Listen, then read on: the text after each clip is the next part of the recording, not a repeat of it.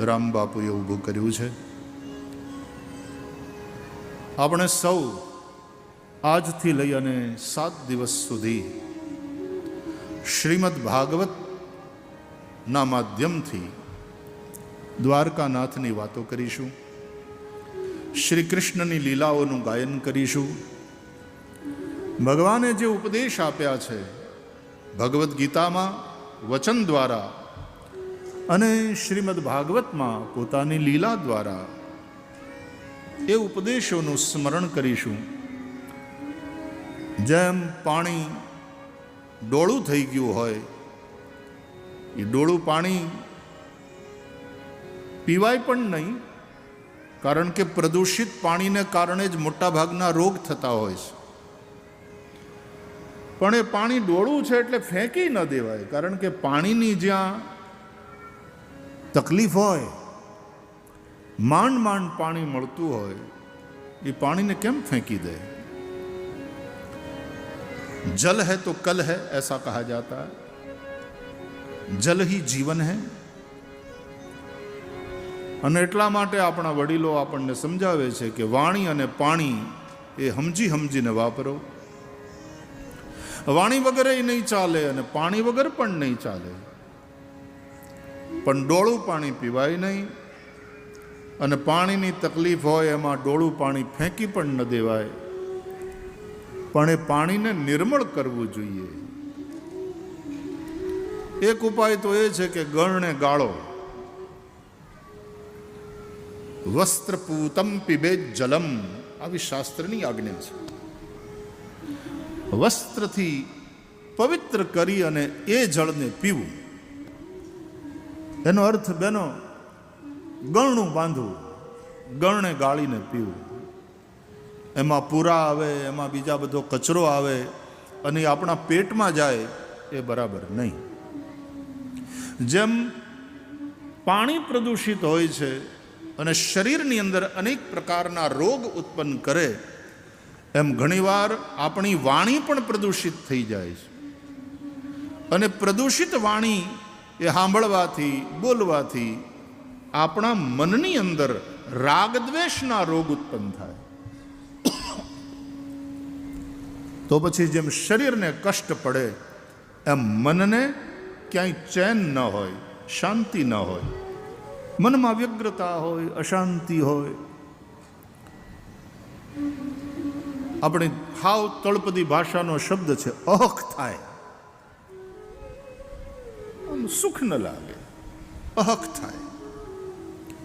એટલે વાણી અને પાણી એ બંને દૂષિત ન હોવા જોઈએ.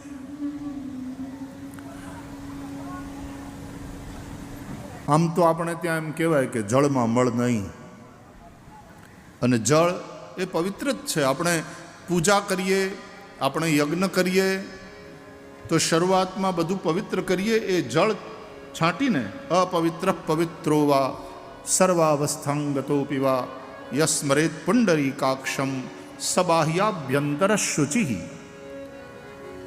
આવું કહીને આપણે પવિત્ર કરતા હોઈએ છીએ.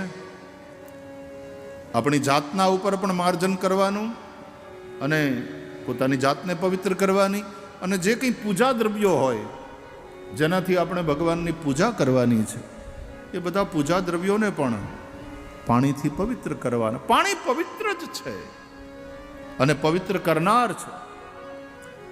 એમ વાણી પણ જો ભગવાન માટે વપરાય, ભગવાનને હૃદયમાં રાખીને બોલાય, તો વાણી પવિત્ર જ છે. સંતોની વાણી એટલા માટે પવિત્ર છે. એ વાણી સાંભળતા આપણને શાંતિ એટલા માટે થાય છે. એ વાણી સાંભળતા આપણું મન એટલા માટે પવિત્ર થાય છે કે એ વાણી નિર્મળ છે. સત્યવાણીની અદ્ભુત શક્તિ, એ ખોટું બોલી ન ખોવી. સત્ય છે ને, એ વાણીનું તપ છે. સત્યપૂતમ વદેત વાક્યમ, સત્યથી પવિત્ર કરી અને વાણી બોલવી. વસ્ત્રથી પવિત્ર કરી અને પાણી પીવું. દ્રષ્ટિપૂતમ ન્યસેત પાદમ, આ બધા ભાગવતના ઉપદેશો છે. દ્રષ્ટિથી પવિત્ર કરી જમીનને અને પછી ડગલું ભરવું. એનો અર્થ દ્રષ્ટિથી પહેલાં ધરતીને પવિત્ર કરવી, મતલબ પહેલાં જોઈ લેવું ત્યાં કીડા મંકોડા જીવજંતુ તો નથી ને વાલા. આપણો પગ પડે અને નિર્દોષ જીવડા મરી જાય, આપણને પાપ લાગે. અજાણે એવું થાય, એ પાપનું પણ પ્રાયશ્ચિત ગૃહસ્થ માણસે કરવું પડે છે. તો બને ત્યાં સુધી જીવ હિંસા ન થાય એનું આપણે ધ્યાન રાખવું જોઈએ. અને એટલા માટે દ્રષ્ટિપૂતમ ન્યસેત પાદમ, પગલું માંડવું ધરતીને દ્રષ્ટિથી પવિત્ર કરીને, એટલે કે જોઈ જોઈને હાલવું, જોઈ જોઈને ડગલા ભરવા. કોઈ મરી ન જાય એ અર્થમાં પણ, અને જોઈ જોઈને ડગલા ભરવા એનો મતલબ એમ કે આપણે કુમાર્ગે ન જઈએ, જોઈ જોઈને ડગલા ભરવા. ન જાવું ન જા કુમાર્ગે કદાપી, ન જાવું ન જાવું કુમાર્ગે કદાપી, વિચારી વિચારીને એ વિચારી વિચારીને ડગલા ભરું છું, પછી મને જ્યાં ગમે ત્યાં હરું છું ફરું છું, મને જ્યાં ગમે ત્યાં હરું છું ફરું છું. વિચારી વિચારીને વિચારી વિચારીને ડગલા ભરું છું, મને જ્યાં ગમે ત્યાં હરું છું ફરું છું, મને જ્યાં ગમે ત્યાં હરું છું ફરું છું. શું પૂછો મુજને કે હું શું કરું છું, શું પૂછો મુજને કે હું શું કરું છું, મને જ્યાં ગમે ત્યાં હરું છું ફરું છું, મને જ્યાં ગમે ત્યાં હરું છું. પૃથ્વીના પટ ઉપર ભગવાને આપણને રમતા મૂક્યા છે. ફરો, આનંદ કરો, જ્યાં ગમે ત્યાં, તમને જ્યાં ગોઠે ત્યાં તમે રહો. પણ જ્યાં જાઓ ત્યાં સમજી વિચારીને જાઓ. જે દિશામાં ડગલા ભરો સમજી વિચારીને ભરો. આવી સીધી સાદી વાત. દ્રષ્ટિપૂતમ ન્યસેત પાદમ.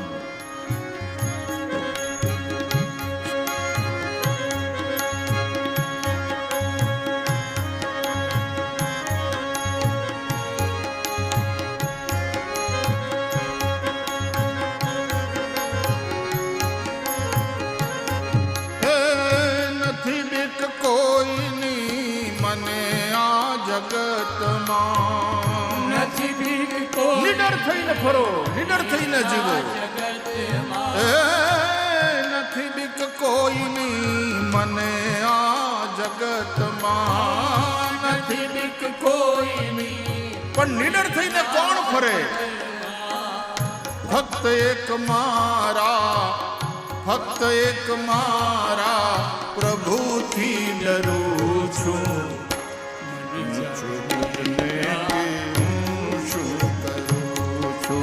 મને જ્યાં ગમે ત્યાં હરું છું. હે ફક્ત એક મારા, ફક્ત એક મારા ગુરુથી ડરું છું. શું પૂછો મુજને કે હું શું કરું છું, શું પૂછો મુજને હું શું કરું છું. નિડર થઈને જીવવું, કારણ કે ભય એ મૃત્યુનું બીજું નામ છે. નિર્ભય થઈને રહો. પણ જીવનમાં એકાદ જગ્યા તો એવી હોવી જોઈએ કે ત્યાં આપણે ડરવાનું હોય. જો આપણને આપણું કલ્યાણ જોતું હોય તો જે તમારું કલ્યાણ ઈચ્છે એને આધીન થઈને જીવો અને એનાથી ડરવાનું રાખો. બાપાથી ડરવાનું રાખો કે મારા બાપા ઠપકો આપે. મેં જોયું છે ઘણા પરિવારોમાં કે એને ઘેર છોકરા થઈ ગયા હોય તો એના બાપાથી બીતો હોય કે ના ભાઈ મારા બાપા ખી જાય, બાપાથી ડરે. બાપાથી ડરે એ પછી બીજી વાત, પોતાના ગુરુથી ડરે કે મારો ગુરુ મારો કાન પકડે ને મને ઠપકો આપે તો મરવાનું થાય, મારાથી આ કામ ન થાય, મારાથી ખોટે માર્ગે ન જવાય. અને ત્રીજું, પ્રભુથી ડરે. ગુરુ ગોવિંદ એક દુગ્ધા કો દૂર ભેદ. મારો ઠાકર નારાજ થાય એવું મારાથી કાંઈ ન થાય. ફક્ત એક મારા પ્રભુથી ડરું છું, પછી મને જ્યાં ગમે ત્યાં હરું છું. ધર્મની મર્યાદાને લઈને, દ્વારકા વાળાને માથે રાખીને, ગુરુનો થોડો મનમાં ભય રાખી, એની મર્યાદા રાખીને, જ્યાંથી કોક તમને એમ કહે કે ભાઈ આ ખોટું કર્યું બાપા તે, દ્વારકા વાળો રાજી રહે એમ જીવો બાપા, એની કૃપા છે, આનંદ કરો, વ્યસન ન કરાય બેટા, ખોટે માર્ગે ન જવાય, ખોટા કામ ન કરાય. આપણા હરિહરાનંદ બાપુ એની પેલી માળા, બહુ પ્રસિદ્ધ પદ છે ને આપણું ભજન, ગુરુજીના નામની હો માળા છે ડોકમાં, નામની હો માળા છે. હે મારા ગુરુજીના નામની હો માળા છે ડોકમાં. મારા ગુરુજીના નામની હો. એ ગાઓ, બધાય ગાઓ, તાળી પાડતા. હે જૂઠું બોલાય નહીં, ખોટું લેવાય નહીં. જૂઠું બોલાય નહીં ને ખોટું લેવાય હે નહીં. જૂઠું બોલાય નહીં, ખોટું લેવાય નહીં. આપણે જૂઠું બોલાય નહીં, ખોટું લેવાય હે નહીં. અવળું ચલાય નહીં હો માળા છે. એ અવળું ચલાય નહીં હો માળા છે ડોક. હે મારા ગુરુજીના નામની હો માળા છે ડોક. મારા ગુરુજીના નામની હો માળા છે લોકમાં.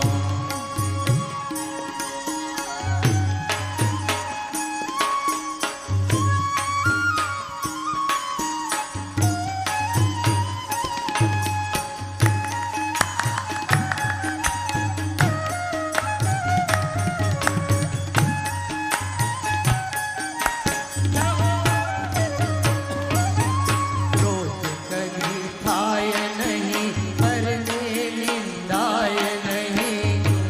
કદી થાય નહીં, પરને નિંદાય નહીં. એ ક્રોધ કદ થાય નહીં ને પરને નિંદાય નહીં. ક્રોધ એ કદી ગાઓ, બધા ગાઓ. પરને નિંદાય એ ક્રોધ કદ થાય નહીં ને પરને નિંદાય નહીં. ક્રોધ કદી થાય નહીં, પરને નિંદાય નહીં. કોઈને ડૂબવાય નહીં હો માળા છે ડોકમાં. કોઈને ડૂબવાય નહીં હો માળા છે ડોક. એ મારા ગુરુજીના નામની હો માળા છે ડોકમાં. ગુરુજીના નામની હો માળા છે ડોક. એ મારા પ્રભુજીના નામની હો માળા છે ડોકમાં. નારાયણ નામની હો માળા છે ડોક. આ માળા છે ડોકમાં. એ કંઠી મારા ડોકમાં. એ માળા છે ડોકમાં. એક મર્યાદાથી આપણે બધા બંધાયેલા છીએ. એ મર્યાદાનું નામ જ છે ધર્મ. જીવનમાંથી જો એ ધર્મ નીકળી જાય તો ધર્મેણ હીના પશુભિ સમાના, તો પછી મનુષ્યમાં અને પશુમાં કોઈ અંતર ન રહે. ભરવાડ સમાજ પશુપાલક સમાજ છે, માલધારી મેનલી. અત્યારે તો તમે ઘણું બધું કરો છો અને ભગવાનની દયા છે ખૂબ. જમીનમાં, બીજામાં, ત્રીજામાં, ઉદ્યોગમાં, ધંધામાં ઘણું બધું તમે કરો છો. ગુરુ મહારાજની કૃપાથી, ઠાકોરજીની દયા, મોટાભાગના સુખી છે. શિક્ષણ પણ ધીમે ધીમે વધતું જાય છે. પણ મૂળે પશુપાલક. દ્વારકાનાથ માટે એટલા માટે પ્રેમ, એ એટલા માટે આપણો ઈષ્ટ, એને એટલા માટે ધણી ધાર્યો કે એ ગોપાલ છે, પશુપાલક છે. આ શ્રીમદ ભાગવત એ લખ્યું જ ને તમે, શ્રીમદ ભાગવત ગોપ જ્ઞાન ગાથા. કૃષ્ણ પણ ગોપ છે, તમે બધાય ગોપ છો. ગોવાળિયો, એ ગોવાળિયામાં કૃષ્ણ વડો ગોવાળિયો. 360 એ ગોવાળ ટોળે મળ્યા, એમાં વડો રે ગોવાળિયો કોણ થાશે? એ જાગને જાગવા કૃષ્ણ ગોવાળિયા, કૃષ્ણ ગોવાળિયા, અરે તુજ વિના ધેણમાં કોણ જાશે? આપણો શબ્દ છે ધણ. તુજ વિના ધેનમાં કોણ જાશે?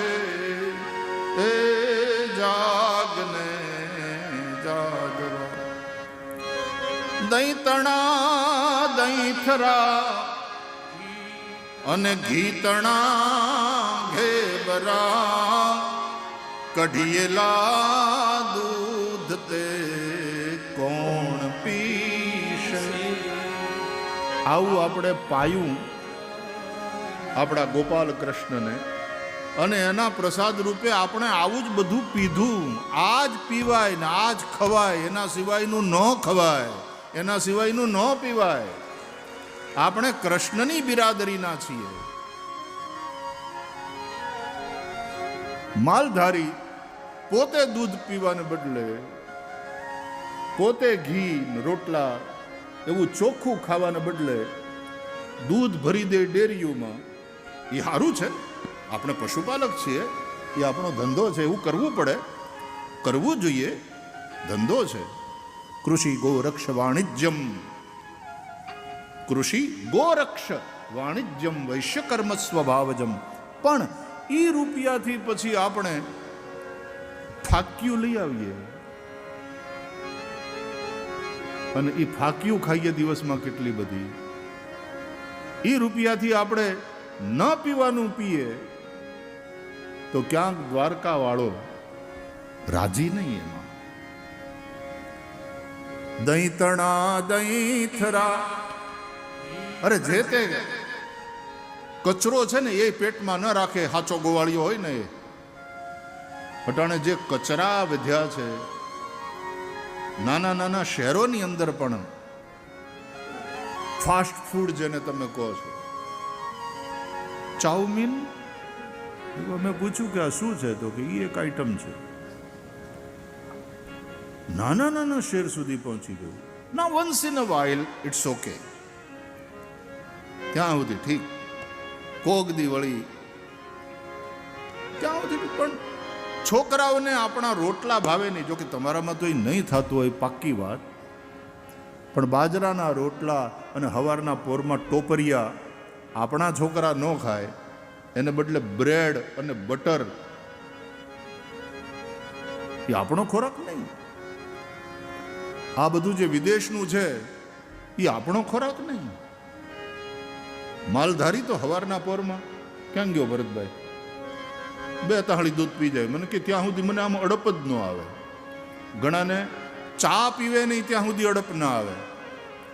અને એ મને કહેતો હતો, મને કે હવારના પોરમાં મારે 2 તાહળી દૂધ જોઈએ. મેં કીધું તું ગમે એ વેપાર કર, પણ રેજે આવો જ, તારું ખાનપાન આવું જ રાખજે, વ્યસનથી આઘા રહેજો. દહીં તણા દહીં થરા અને ઘી તણા ઘેબરા, કઢિયેલા દૂધ તે કોણ પીશે, એ જાગને જાગવા. એટલે આપણા વડીલો, આપણા બાપાના બાપા કેવા કડે ધડે, કારણ કે શારીરિક પરિશ્રમ, ખોરાક ખાચા અને દ્વારકાનાથનો ભરોસો. એટલે જાજી ચિંતા નહીં કે દેવ દ્વારકા વાળો બધું હરખું કરશે, એ માથે બેઠો ધણી વાળો માથે બેઠો, પછી હેની ચિંતા. એટલે લાંબુ જીવતા હતા, નિરોગી જીવન જીવતા હતા. એક ગામમાં, આખા વિસ્તારમાં બધાને લાંબી આયુષ્ય, 100ની નીચે તો કોઈ મરે જ નહીં. બધા લાંબુ જીવન, નિરોગી જીવન જીવે. એટલે પત્રકારોને રસ પડ્યો, તો એ ગામમાં ગયા કે ભાઈ આપણે ઇન્ટરવ્યૂ કરીએ આ બધાનો, આ દેખાડવું જોઈએ, આપણે લોકો સુધી આ વાત પહોંચાડવી જોઈએ. તો એ પત્રકારો ગયા એ ગામમાં, લોકોને મળ્યા કે ભાઈ તમારા ગામમાં બધા 100 વર્ષની ઉપર જીવે છે, એ વાત સાચી? તો હા, હાવ સાચી વાત. અમારા ગામમાં 100ની પહેલાં તો કોઈ જાતું જ નથી. અકાળ મૃત્યુ અમારે ત્યાં થતું નથી. મોટા પહેલાં નાના મરતા નથી. મોટાએ નાનાને કાંધ આપવી પડતી નથી. આ રામરાજ્યની એક નિશાની છે કે મોટાએ નાનાને પોતાની નજર સામે મરતા જોવા પડતા નથી. એ પણ રામરાજ્યની એક નિશાની છે, રામરાજ્યનું એક લક્ષણ છે. બધા પૂર્ણ આયુષ્ય ભોગવીને જાય છે. તો અમારે ત્યાં બધા નિરોગી અને લાંબી આયુષ્ય ભોગવે. એ કે એનું કારણ શું? તો કારણ ભાઈ શું, અમે ચોખ્ખી હવા છે, અમારા ખાનપાન ચોખ્ખા, અને કોઈ વ્યસન છે નહીં, અને ઉપરવાળાનો ભરોસો, એટલે અમે કાંઈ ખોટી ચિંતા બળી મરતા નથી. અને ગામમાં હંપ છે, મહેનત કરીએ છીએ અને મહેનતનો રોટલો ખાઈએ છીએ. એ કે અમારા ગામમાં તો તમને રોગની વાત જવા દો, કોઈ દુબળો પાતળો માણસ તમને નહીં મળે. એ કે હા, એ વાત સાચી. અત્યાર સુધીમાં અમે જેને જેને મળ્યા બધા કડે ધડે છે, બધા મજબૂત. પણ કે ન મળે, અમારા ગામમાં કોઈ દુબળો પાતળો તમને જોવા ન મળે. એમાં એક દુબળો પાતળો વયો આવતો હતો હાથમાં બેગ લઈને. એટલે પત્રકારોએ કહ્યું, ઉભારો, તમે એમ કહો છો કે અમારા ગામમાં કોઈ દુબળો પાતળો પણ જોવા નહીં મળે? આજો આવે, હાવ અડી રહ્યો છે. કેવો દુબળો પાતળો, લેંઘો ને એની માથે બુસ્કોટ પહેર્યો છે અને હાથમાં બેગ છે. આ દુબળો પાતળો નથી? એ તો કે હા, એ દુબળા પાતળા ખરા. તો કે તમારા ગામના નહીં? તો કે અમારા ગામના ખરા, ડૉક્ટર છે.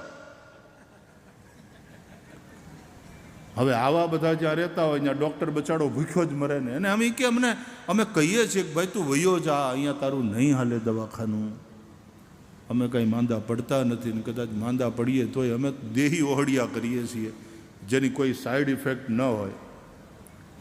તો આવું ખાવાવાળા, આવું જીવન જીવવાવાળા ગોપ, આ ગોપ જ્ઞાન ગાથા છે.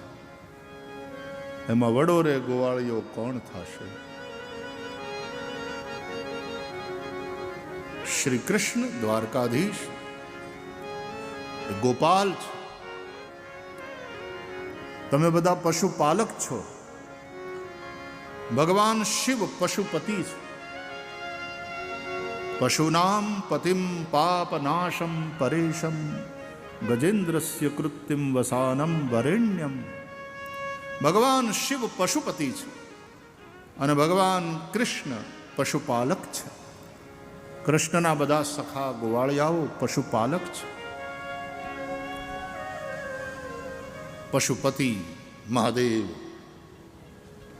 પશુ એટલે કોણ ખબર? પાશબદ્ધ જે છે તે પશુ છે. પાશથી જે બંધાયેલો એ પશુ. આપણે આપણા પહુડાને બાંધવા પડે, એના ખીલા હોય. સવારે ધોઈને પછી ગાયને છોડી મૂકીએ ને એટલી ધણમાં જાય.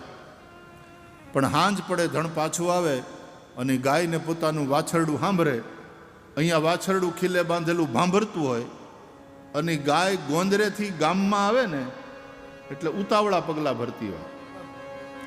પણ એમાંય પોતાની શેરીમાં જ્યાં પહોંચે અને પોતાના વાછરડાને ભાંભરતું સાંભળે ત્યાંથી તો ગાય હળી મૂકે, દોટ મૂકે અને પોતાના વાછરડા પાસે જાય, વાછરડાને ચાટવા માંડે, વાછરડું ધાવવા માંડે ગાયને. આ આપણી સંસ્કૃતિના આ દ્રશ્યો આપણે જોઈને મોટા થયા છીએ. હું પણ ગામડામાં જન્મ્યો, ગામડામાં મોટો થયો. હું તે ગાયને ધણમાં મૂકવા જાતો. મેં તે ઢૂંઢિયાની વાહે માંડવી ખેંચી છે. મેં તે મરણા હેંક્યા છે ખળાવાડીમાં પગર નાખ્યા પછી. રાતના વાહુ એના માટે પણ ખેતરમાં ગયા છીએ.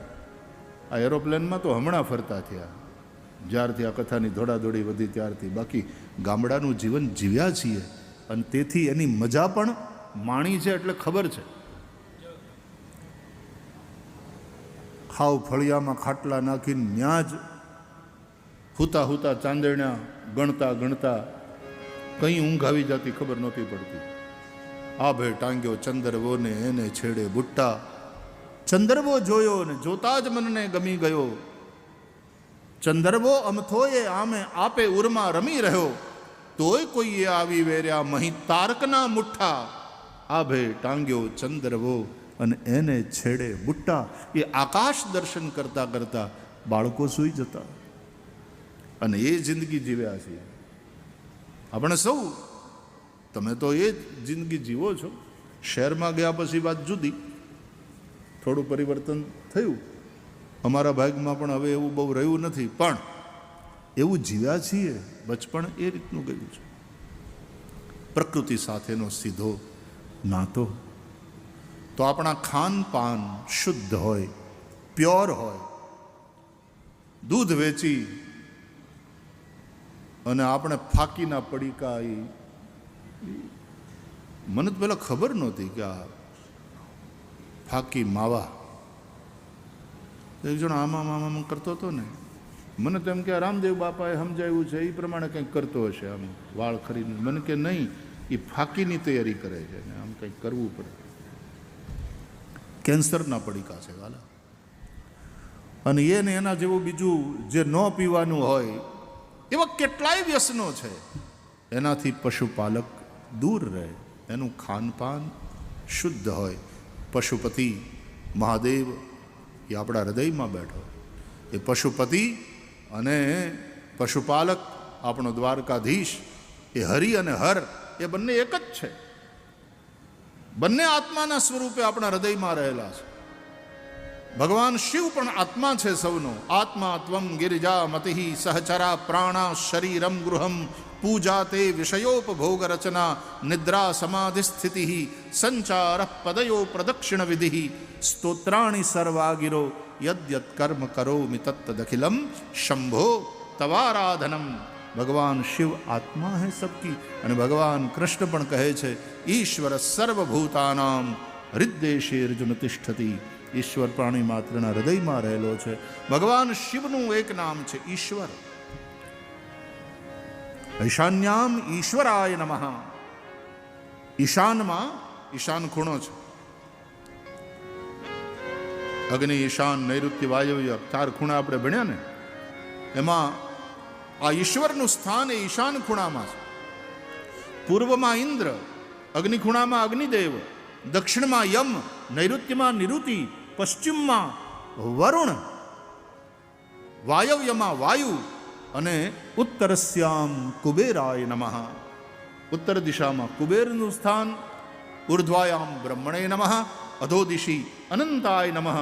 આમ 4 દિશા, 4 ખૂણા, ઉપર અને નીચે, એમ થઈને 10 દિશામાં આ 10 દિગ્પાળ કહેવાય.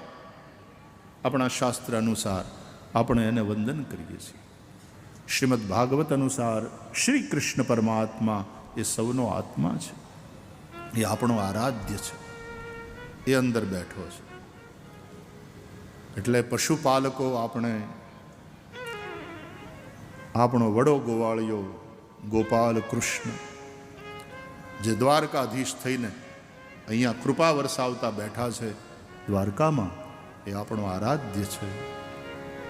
એ પોતે તે પશુપતિ ભગવાન શિવને ભજે અને એટલા માટે દ્વારકાધીશ મોટા શૈવ છે અને શિવજી પાછા સૌથી મોટા વૈષ્ણવ છે. એ વિષ્ણુને ભજે છે. આ બધા ઝઘડા કે અમારું જ ઊંચું ને આ બધા નીચા, એ બધું તો છોટે દિમાગ કી સોચ है. એ સંકુચિત માનસિકતામાંથી ઊભી થયેલી વાતો. હું હંમેશા કહ્યા કરું કે સંપ્રદાયો સારી વાત છે. આટલા સંપ્રદાયો એ આપણા સનાતન ધર્મનું સૌંદર્ય પણ છે, આપણા સનાતન ધર્મની એ સમૃદ્ધિ પણ છે. પણ સાંપ્રદાયિક જે સંકુચિતતા છે એ બહુ મોટી સમસ્યા છે. સાંપ્રદાયિક સંકુચિતતા ન હોવી જોઈએ.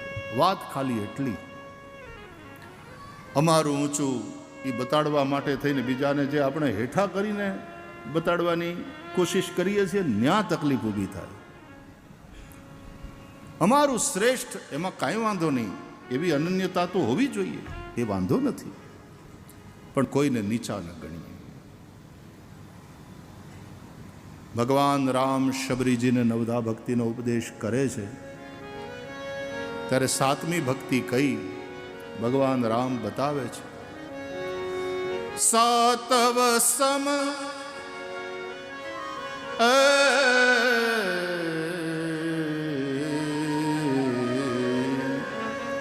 સાતવ સમ મોહી માય જગ દેખા.